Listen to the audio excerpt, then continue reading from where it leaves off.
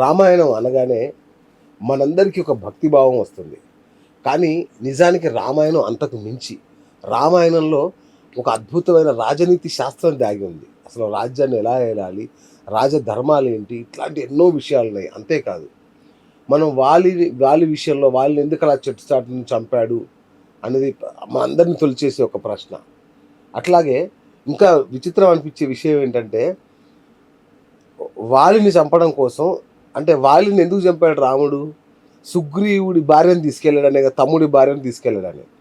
మరి వాలిని చంపిన తర్వాత ఇదే సుగ్రీవుడు వాలి భార్యను మళ్ళీ పెళ్లి చేసుకుంటాడు. దీన్ని క్షమిస్తాడు రాముడు. ఇదెందుకు? ఇట్లా ఎన్నో ఉన్నాయి అసలు. అంటే ఈ రాజధర్మాలు, రాజనీతి మనకు తెలియని ఎన్నో విషయాలు, అద్భుతమైన విషయాలు రామాయణంలో దాగి ఉన్నాయి. సో మరి ఈరోజు మనం రామాయణంలోని ఈ రాజనీతి కోణాన్ని ఆవిష్కరించే ప్రయత్నం చేద్దాం.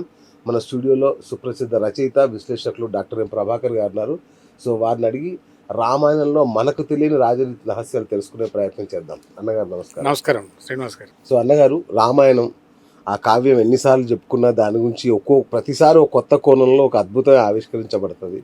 సో అలాంటి అద్భుతమైన రామాయణం గురించి ఈరోజు చర్చించుకోవాలంటే నాకు కూడా చాలా సంతోషంగా ఉంది. రైట్ సార్, ఇప్పుడు విష్ణుమూర్తి అవతారాల్లో రామావతారం ఒకటి, ఎన్నో అవతారాల్లో ఇది ఒకటి. ఇందులో మానవ అవతారం ఇది ఒక్కటే. రాముడిగా ఆయన ఎత్తింది శత్రు సంహారం కోసమే. అయితే విష్ణుమూర్తి ఒక చక్రం వేస్తే చచ్చిపోతాడు రావణాసురుడు. మరి మానవుడిగా అవతరించి ఇన్ని బాధలు పడి, ఇన్ని కష్టాలు పడి ఎందుకు సంహరించాలి? దీని వెనక ఇంకేదన్నా ఉందా మతలబు? ఉంది. అవునా? రామో విగ్రహాన్ ధర్మ, రాముడి యొక్క విగ్రహం ధర్మాన్ని సూచిస్తుంది. ఓకే. అసలుకు రాముడి అవతార ప్రయోజనం ఏమిటంటే ఏదో రావణాసురుడిని చంపడం, రాక్షసులను వధించడం కాదు.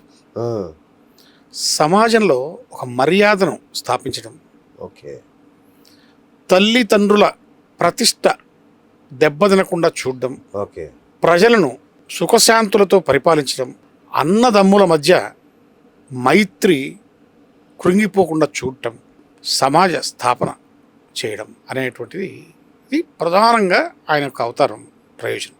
కాబట్టి రాముడి గురించి నువ్వు ఎంత మాట్లాడతావు, ఎంత వింటావు, ఎంత చదువుతావు, నువ్వు అంత బాగవుతావు. అవునా? అన్ని అద్భుతమైనటువంటి లక్షణాలు నీలో పెట్టబడతాయి. ఓకే. సరే, మీరు అట్లా అంటారు. ఒక్క మాట అడుగుతాను నేను. రాముణ్ణి మర్యాద పురుషోత్తముడు అంటారు. అంటే అది ఎందుకన్నారో నాకు తెలియదు. కానీ ఒకవైపు భార్యను అడవుల్లోకి వదిలేశాడు, భార్యను అగ్ని పరీక్షకు గురి చేశాడు, వాళ్ళని చెట్టు చాటుని చంపించాడు, ఒక స్త్రీ ముక్కు చెవులు కోపించాడు. ఇట్లా రాముడికి సంబంధించి అనేకమైన వివాదాస్పద విషయాలు ఉండగా రాముడు మర్యాద పురుషోత్తముడు ఎలా అయ్యాడు? ఇక్కడ మీరు చెప్పిన ఒక్కొక్క సంఘటనను తీసుకుంటే విడివిడిగా చూస్తే అవన్నీ ప్రత్యేక సంఘటనలుగా కనిపిస్తాయి. ఓకే. అలా కాకుండా సందర్భోచితంగా చూస్తూ చదువుకుంటూ పోతే ఇది ఎందుకు జరిగింది, ఇది ఎలా జరిగింది, దీని యొక్క ప్రయోజనం ఏంటి అనేటువంటిది మీకు తెలుస్తుంది. ఓకే. ఇకపోతే రాముణ్ణి మర్యాద పురుషోత్తముడు అని ఎందుకు పిలుస్తారు అంటే ఆయన ఈ సమాజానికి, ఈ మానవ జాతికి ధర్మాన్ని బోధించడానికి వచ్చాడు. అయితే ధర్మాన్ని బోధించడానికి ముందే ఆ ధర్మాన్ని తను ఆచరించి తరువాత మానవాళికి బోధిస్తే బాగుంటుంది అని మొదట తను ఆచరించి తర్వాతనే బోధించాడు. అందువల్లనే ఆయన్ను మర్యాద పురుషోత్తముడు అంటారు. ఎందుకంటే నీవు చెప్పిందే చెయ్యి, చేసిందే చెప్పు అంటారు ఎవరైనా కూడా. అందుకనే ఒక మనిషి తాను ఇతరులకు ఏదైనా చెప్పబోయే ముందు తను ఆచరించాలి. అందువల్లే రాముడిని మాత్రమే మర్యాద పురుషోత్తముడు అంటారు. ఇంకెవరు? అదే ఆశ్చర్యంగా ఉంది. ఇంకొకటి గురుగారు, ఈ రాముడి పట్టాభిషేక రహస్యం ఒకటి తెలియాలి. రాత్రికి రాత్రి నిర్ణయించేస్తాడు దశరథుడు. ఎవరికి భరత శత్రుఘ్నులు అసలు లేరు ఊళ్ళో. అప్పుడు మేనమామ ఇంట్లో ఉన్నారంట. ఆ సందర్భంలో ఎవరికి తెలియదు. రాత్రి హడావుడిగా నిర్ణయించేస్తాడు. అంటే ఒక మహారాజు పట్టాభిషేకం అంటే కొన్ని నెలలుగా సన్నాహాలు, పక్క రాజ్యాధినేత ఒక ఇన్విటేషన్లు, ఎట్లా ఉంటుంది ఒక హంగామా. ఏం జరిగింది అసలు? అంత హఠాత్తుగా చేయాల్సిన అవసరం ఏమొచ్చింది? అది దశరథుడు తనకు తాను స్వయంగా చేసుకున్నటువంటి పొరపాటు వల్లే ఈ నిర్ణయం తీసుకోవాల్సి వచ్చింది. ఓకే. ఫస్ట్ మనము మొదట ఏం చేస్తామంటే రాముడి యువరాజు పట్టాభిషేకం గురించి మాట్లాడుకున్నాడు. రైట్. పట్టాభిషేకం రేపు అనుకున్నాడు. ఈరోజు సభ జరిగింది. ఈ సభకు సామంతరాజులను పిలిచాడు, జానపదులను పిలిచాడు. సభ జరిగితే ఆ సభలో మాట్లాడినాడు దశరథుడు. నాకు వయస్సు మీద పడింది, బలహీనపడ్డాను, అలసిపోయాను, ఇక రాజ్యభారాన్ని రాముడికిచ్చి పట్టాభిషేకం చేయదలుచుకున్నాను. నా అభిప్రాయం మీకు నచ్చితే మీ అంగీకారంతో నేను రాముడికి పట్టాభిషేకం చేస్తానని చెప్పాడు. అందరూ సమ్మతించారు. సరే, నెక్స్ట్ డే మార్నింగే రాముడి పట్టాభిషేకం. ఈ విషయం రాజ్యంలో కైకేయికు మాత్రం తెలియదు, మిగతా అందరికీ తెలుసు. అయితే మందర ఏంది కోలాహలం అంతా ఇలా జరుగుతోంది, హడావుడిగా ఉంది అని చెప్పేసి బయటికి పోయి అటా ఇటు తిరిగితే ఈ కౌసల్య ఇంట్లోకి దాసీ జనం రావడము, దానం అందుకోవడం, బహుమతులు అందుకోవడం, పోవడము, నవ్వుకోవడము, తుల్లిపడ్డము, ఇదంతా జరుగుతుంది. ఒక దాసిని పిలిచింది.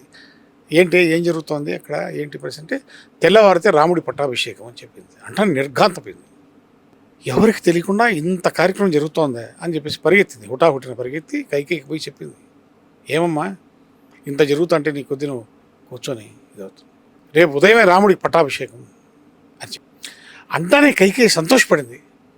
తన మెల్లో ఉన్నటువంటి ముత్యాల హారాన్ని తెంచి, ఇది నీకు బహుమతి, నా రాముడికి పట్టాభిషేకం అని సంతోషించింది.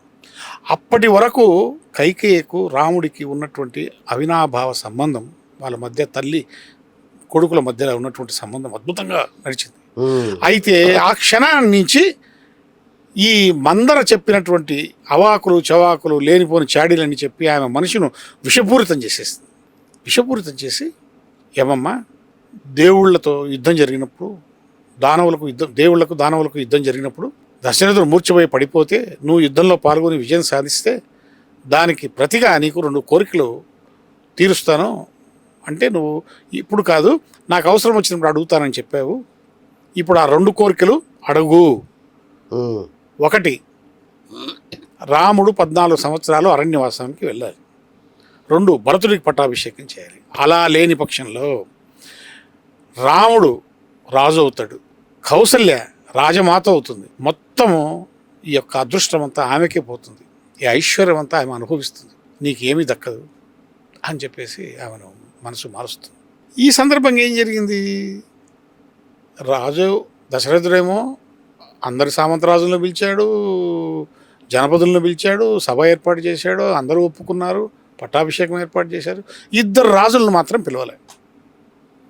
ఒకరు తన వియ్యంకుడైనటువంటి జనక మహారాజును పిలవలే. 2 స్వయంగా తన మామ అయినటువంటి కైకేయి రాజును పిలవలే. ఎందుకంటే కైకేయి రాజుకు ఒక ప్రమాణం చేసి ఉంటాడు.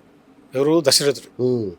కైకేయిని వివాహం చేసుకున్నటువంటి సందర్భంలో కైకేయి కడుపున పుట్టినటువంటి వ్యక్తికే నేను పట్టాభిషేకం ఇస్తాను, రాజ్యం అప్పగిస్తాను అని చెప్పి. సో ఈ సందర్భంగా అతను పిలిస్తే అతను వచ్చి ఈ దృశ్యాన్ని చూస్తే లేని గొడవ అవుతుంది. ఈ గందరగోళంలో కైకేయి అలిగి పుట్టింటికి పోతే ఇంకా అది ప్రమాదం అవుతుంది. కాబట్టి తెలియకుండా వ్యవహారం జరగాలి అని వీళ్ళిద్దరిని పిలవలే. మరి జనక మహారాజుని ఎందుకు పిలవలేదు? వియ్యంకుడు కదా. అయితే ఒకవేళ కైకేయి రాజు నన్ను ఎందుకు పిలవలేదు నువ్వు అని అడిగితే, నిన్నే కాదు జనక మహారాజును కూడా పిలవడం మర్చిపోయాను, మీ ఇద్దరిని పిలిచేంత టైం లేదు, దానివల్ల హుటాహుటిన నేను ఈ కార్యక్రమం పెట్టుకున్నాను అని చెప్పడం కోసం ఒక సాకు ఏర్పాటు చేసుకున్నాడు.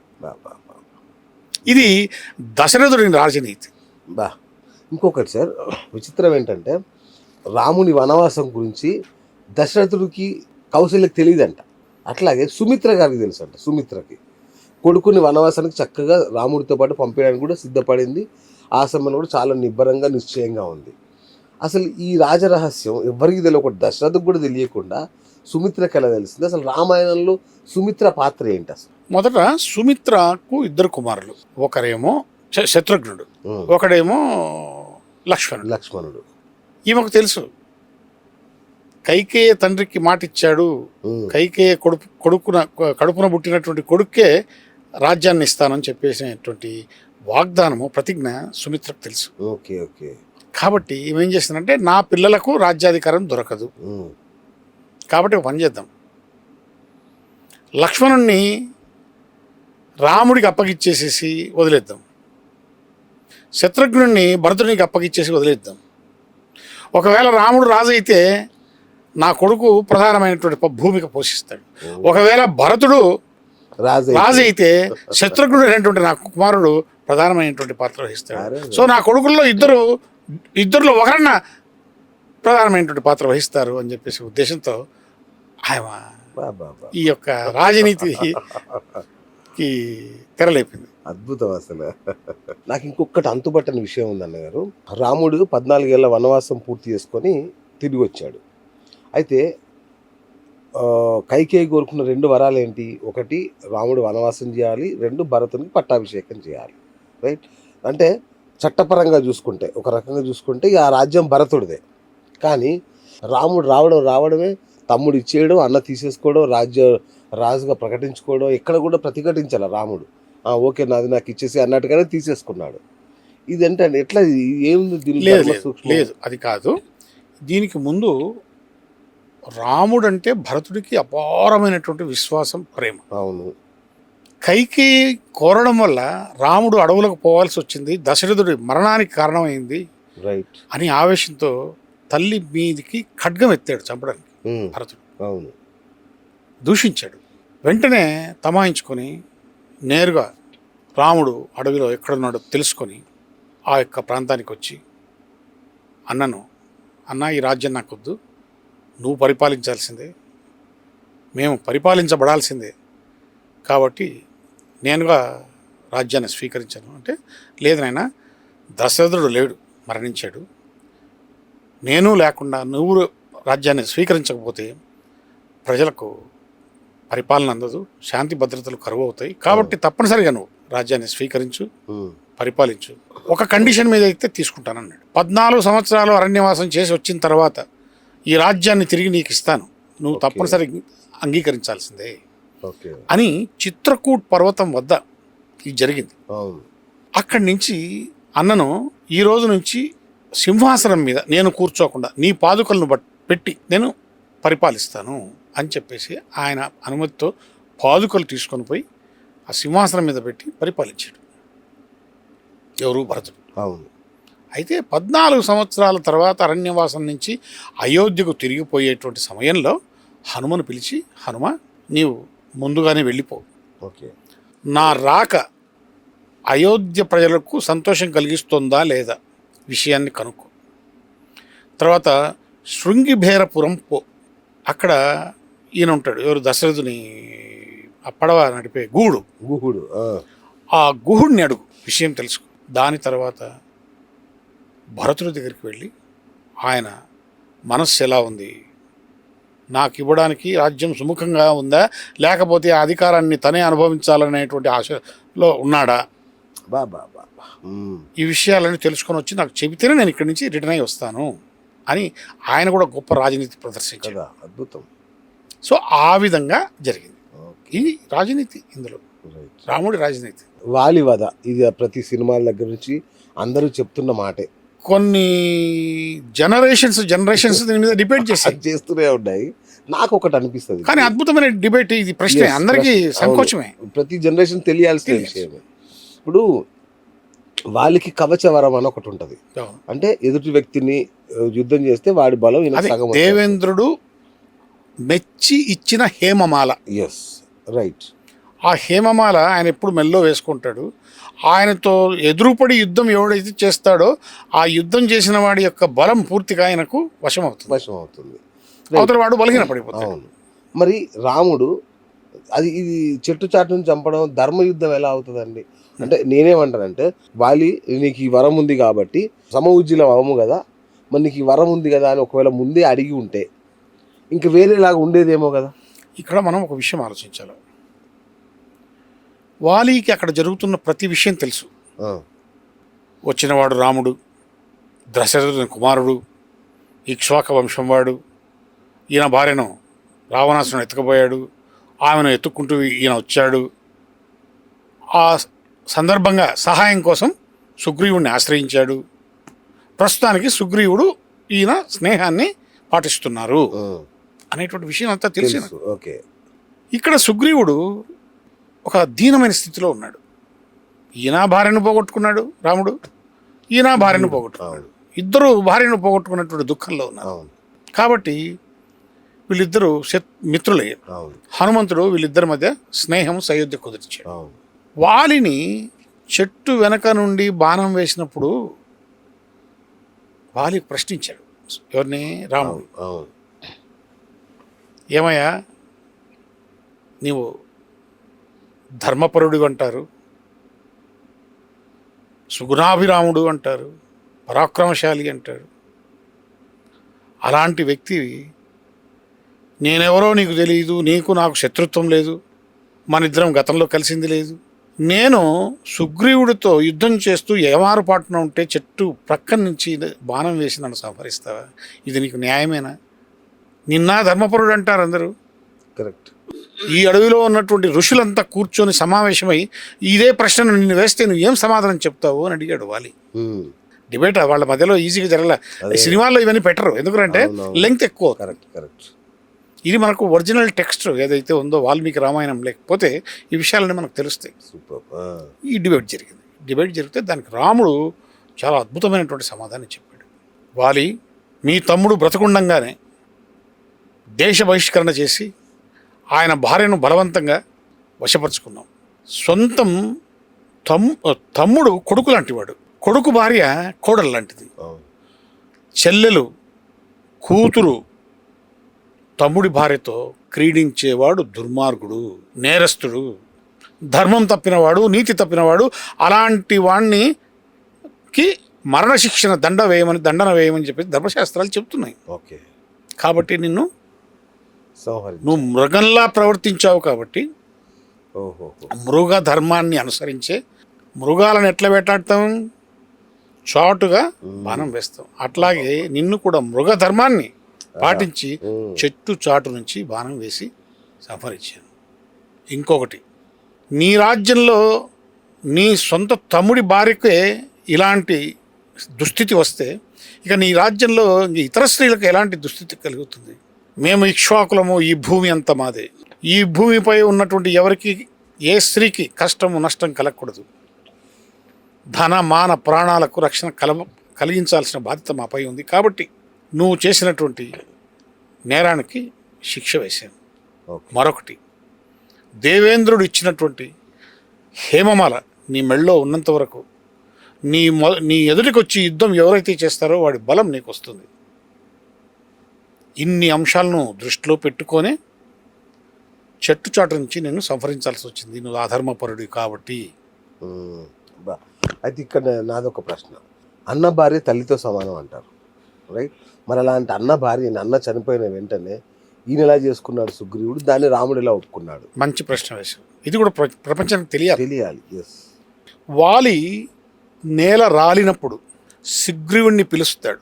నా భార్య క్షేమం కోసం ఆమెను నీ సంరక్షణలో ఉంచుకో, నా కుమారుణ్ణి, నా భార్యను సంరక్షించు అని చెప్పాడు. కానీ పెళ్లి చేసుకున్నాను ఎక్కడ చెప్పారు? ఇవన్నీ అబద్ధాలు. అచ్చా. సినిమాలు కాకిమక్కపలు కాదు. ఓకే. ఒకటి, వాలి చనిపోతున్నాడు కాబట్టి వాలి భార్యకు అంగదుడు, తన కుమారుడు అంగదుడికి ఇద్దరికి సంరక్షణ కావాలి కాబట్టి నీ సంరక్షణలో ఉంచుకోమన్నారు. రెండోది, వాలి భార్యను బలవంతంగా తీసుకొచ్చుకోలే ఆయన సుగ్రీవుడు.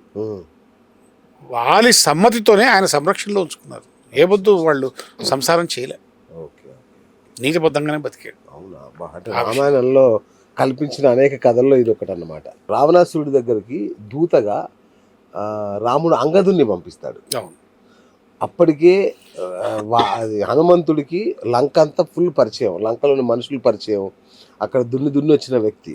హనుమంతుడిని పంపకుండా అంగదుని పంపడంలో, అంగదుడు అంటే వాలి కొడుకు, ఇతన్ని పంపడంలో ఉన్న రాజనీతి ఏంటి అర్థం కాల. ఇది ఒక అద్భుతమైనటువంటి రాజనీతి. ఇది ఎందుకంటే వాలిని నేను సంహరించాను, నా మీద పగ ప్రతీకారం తీర్చుకోవాలనే కోరిక కానీ ఆలోచన కానీ అంగదుడిలో ఏమైనా ఉందేమో, ఒక టెస్ట్ చేద్దాం. అచ్చా. అంగదుడిని రావణాసురుడి దగ్గరికి దూతగా పంపుతాం. వీళ్ళ తండ్రికి వాలికి రావణాసురుడికి మధ్య ఉన్నటువంటి సంబంధాలు ఈయనకు తెలుసు, అంగదుడికి తెలుసు. అంగదుడికి కూడా రావణాసుడితో పరిచయం ఉంది.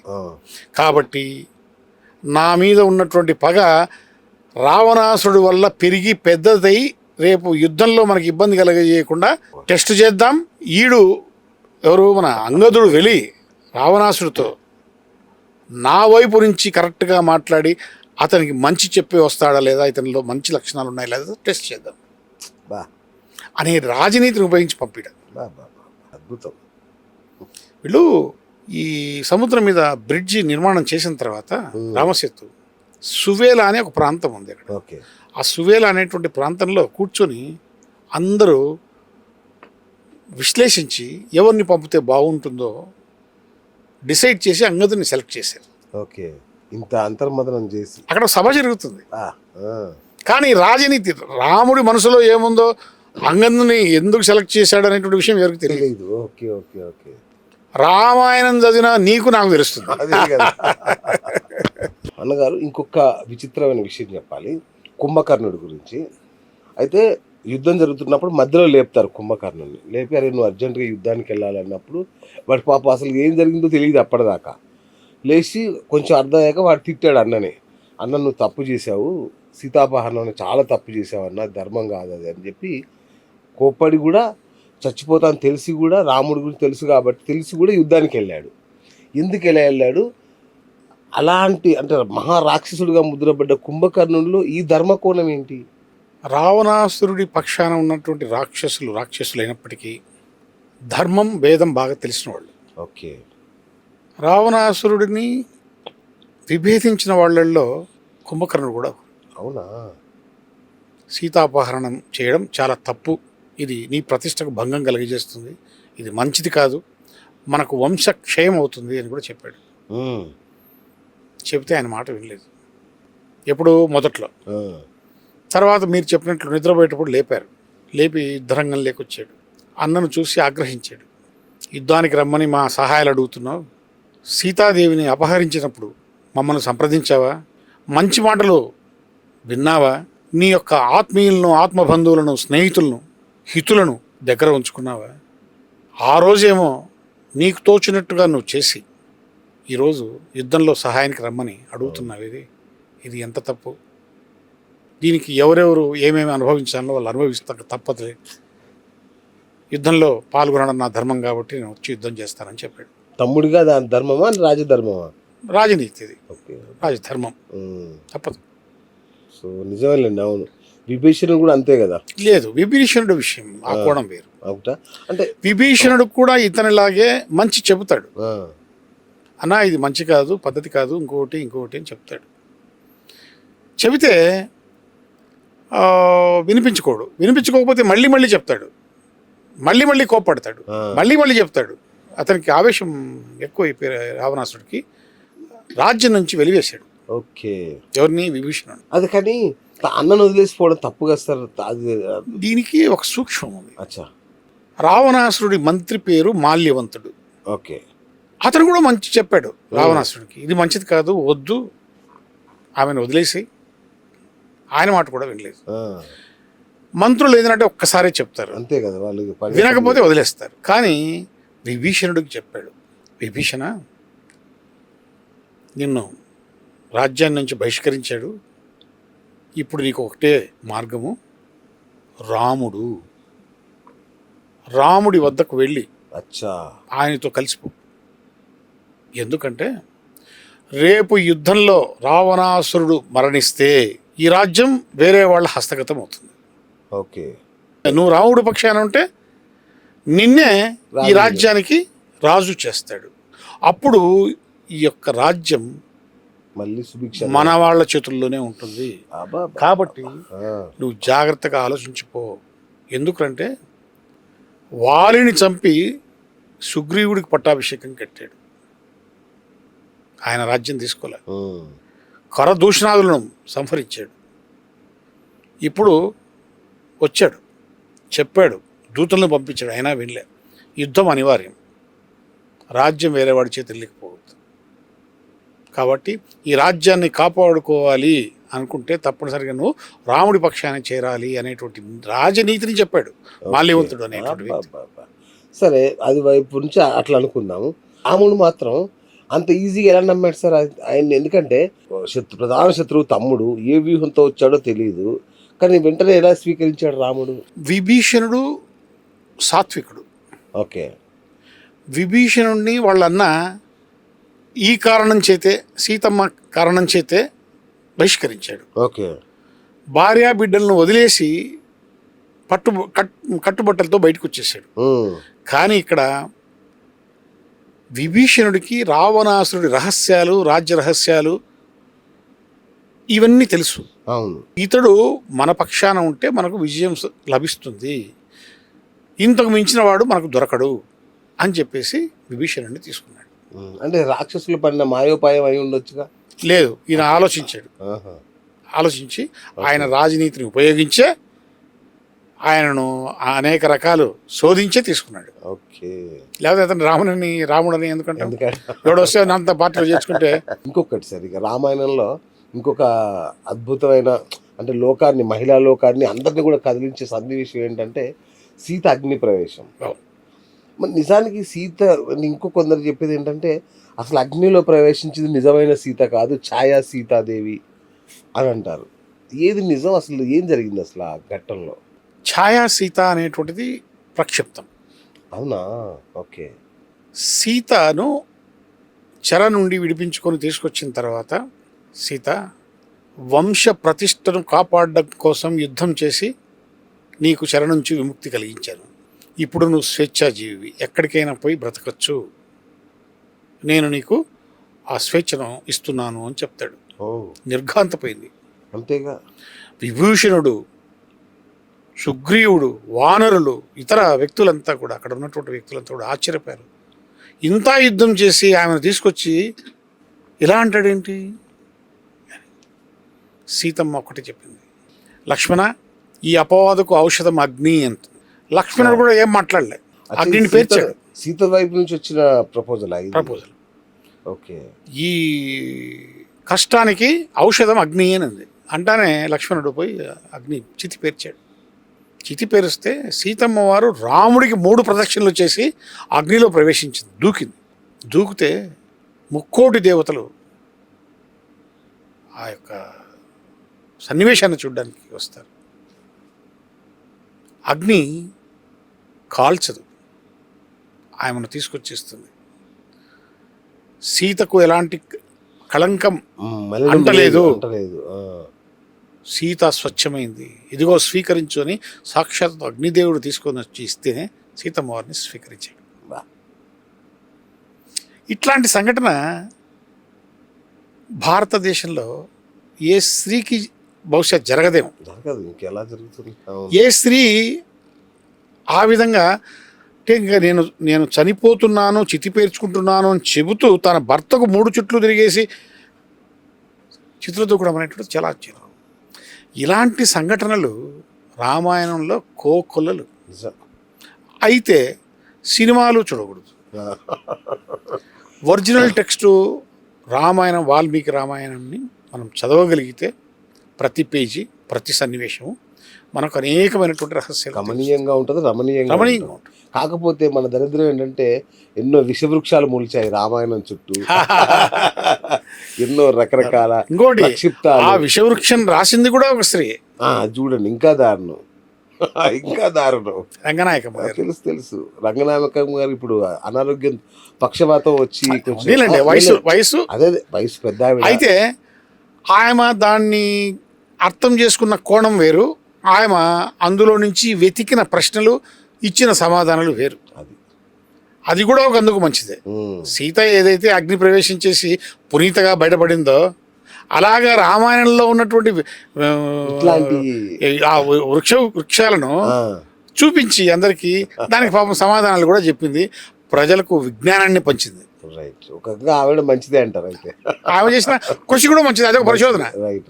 తప్పేం లేదు. So thank you sir. నిజంగా అంటే రామాయణం యొక్క గొప్పతనాన్ని, అంటే రామాయణం అనగానే మనం ఇలా చేతులు బోడించి భక్తి కోణంలో ఆలోచిస్తాం, కానీ ఇంత రాజనీతి, ఇంత రాజధర్మం, అంటే ఒక ప్రభువు ఎలా ఉండాలి, ఒక రక్షకుడు ఎలా ఉండాలి, ప్రజా పాలకుడు ఎలా ఉండాలి, ఎలా ఉండకూడదు అనే విషయాలు ఇంత అద్భుతంగా ఉన్నాయి రామాయణంలో. మనం గతంలో రామాయణం గురించి 2-3 ఎపిసోడ్లలో మాట్లాడుకున్నాం, కానీ రామాయణంలో రాజనీతి అనేటువంటి అంశాన్ని మనం ఎప్పుడు ఇప్పుడే సృష్టించలేదు. అవును, ఫస్ట్ టైం మనం తీసాం. అది అద్భుతం sir. Thank you so thank much. You అండి, థ్యాంక్ యూ. సో ఇది భావితరాలకు అందాల్సిన ఒక మంచి ఇంటర్వ్యూ.